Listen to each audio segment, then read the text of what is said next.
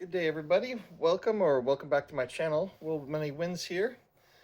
I have another package from Bold Precious Metals. Two of them came yesterday. One I opened up yesterday, and the second one I'm doing today. So this is my CRKT Inara. These are pretty sweet knives. They're cheap too, super cheap. So I don't mind using it as a box cutter. So 365 put out a video today about sticking to your stacking goals, where he gives some really good advice by saying don't just buy what everybody else is buying. Buy what you've determined that aligns with your stacking requirements. So let's see.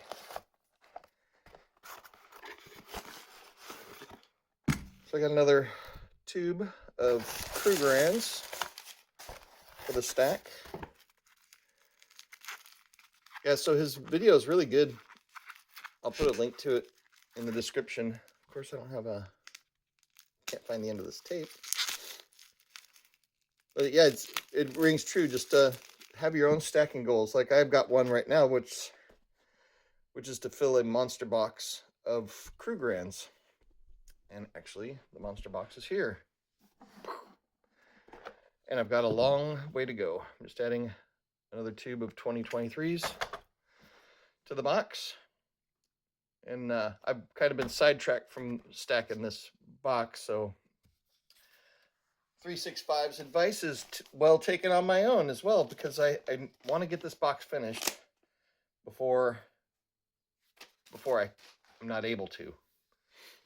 As in, if the premiums get way too high, then I'm not going to be able to, or not going to be motivated to stack any more of these. I've got one already that's got the, I've got a monster box full of the American Silver Eagles. That's what I started with. Then I moved on to the Maple Leaves, Philharmonics, and Britannias. And then this is the last monster box I'll probably do, unless I decide to do one of the Kangaroos. The Kangaroos are kind of cool. And the monster box for the Kangaroos is much smaller. It's only 250 ounces in there. So this one is getting worked on. Then in addition to this, I also got one other item. I need to get some more gold content. Somebody commented that it's nice to see gold. I can't remember what video it was I posted that I had gold. He just posted yesterday. So I wanted one of these. This is the Republic of Congo Silverback Gorilla. And I wanted one of these because I like the angular design. That I think it's Art Deco, is it? I didn't really complete my modern art history class when I was in college. I thought it was kind of ridiculous for me to be required to take that when I was in college. I got tape stuck to my hand. These things are decently low premium, I believe. I bought this, actually this one I paid $30.02 for. And this was before the big price drop in silver.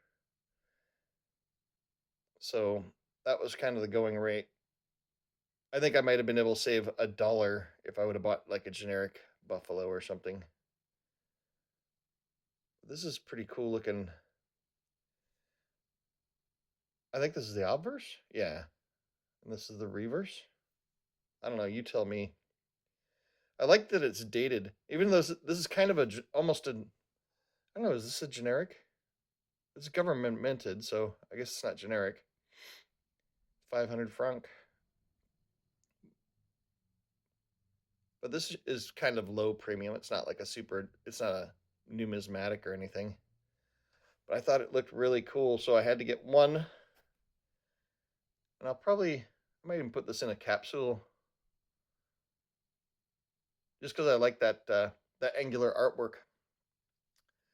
But anyway, did you guys pick up anything cool recently?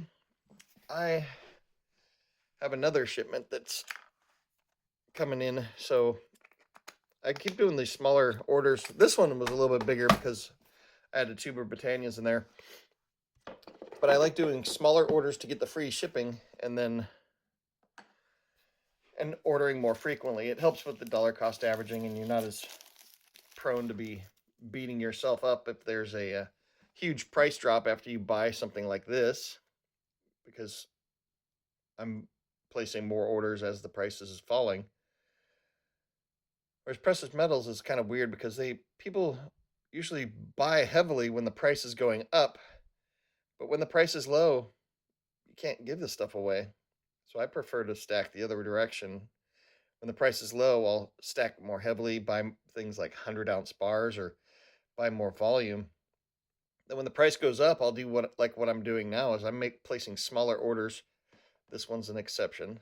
I'll place smaller orders like around $200 to $300 per order just to get the free shipping, and just so I'm continually adding to the stack.